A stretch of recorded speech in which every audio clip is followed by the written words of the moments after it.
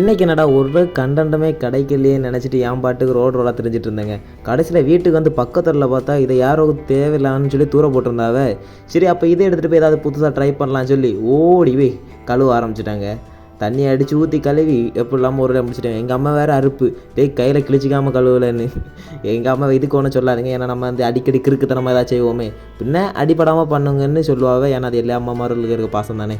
அடுத்த போய் கொஞ்சம் மண் எங்கள் பக்கத்து ஓடையில் போய் கொஞ்சம் மண் அள்ளி இதில் போட்டாங்க.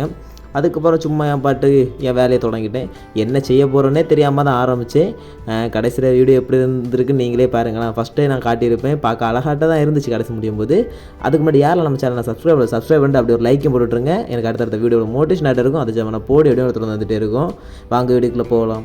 சரின்னு சொல்லிட்டு பக்கத்து வரல போய் களவாண்டுட்டு வந்த அந்த பலாப்பழ இலையில் உள்ளது எல்லாத்தையும் எடுத்து வச்சு அப்படியே நம்ம ஆரம்பித்து அதை படியாக்கி அப்படியே எங்கள் வீட்டு காம்பவுண்ட் அருவில் இருந்த அந்த புல்லை சைடு அருவாக்கி யூஸ் பண்ண ஆரம்பிச்சிட்டோங்க.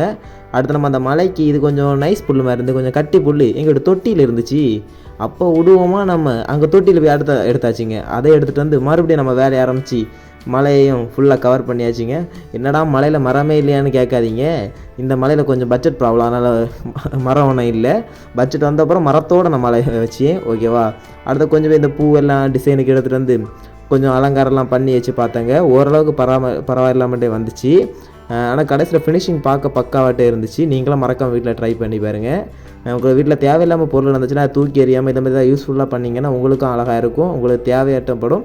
அது நீங்கள் தூர போடாமல் வாங்கின பட்ஜெட்டுக்கு ஏற்ற மாதிரி ஏதாவது பண்ணி வச்சிங்கன்னா உங்களுக்கு ரொம்ப நல்லதாகிட்டே இருக்கும். ஓகே பாய், அடுத்த வீடியோவில் மீட் பண்ணலாம்.